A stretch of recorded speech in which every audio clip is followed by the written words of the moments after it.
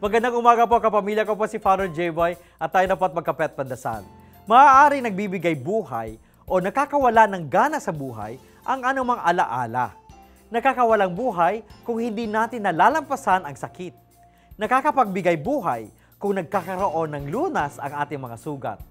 Upang sariwain natin ang ating mga alaala, dinadaan natin ito sa iba't ibang klaseng ritual.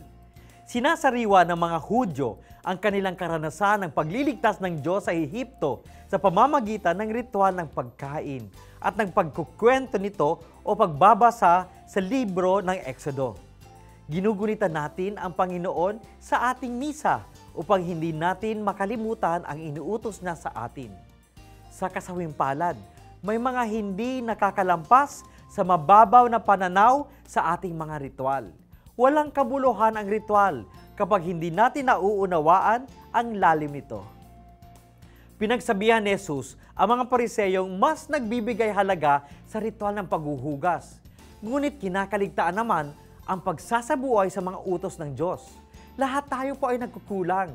Ngunit sumusubok tayong pag-aralan ang mga pagdiriwang sa ating pananampalataya.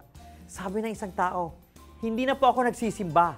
Marami dyan mapagkunwari, mga hipokrito.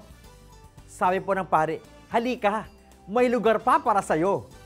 Ipagdasal natin ang masigasig na pag-unawa sa ritual na may kahulugan upang lalong lumalim ang pag-ibig natin sa Panginoon. Magandang umaga po.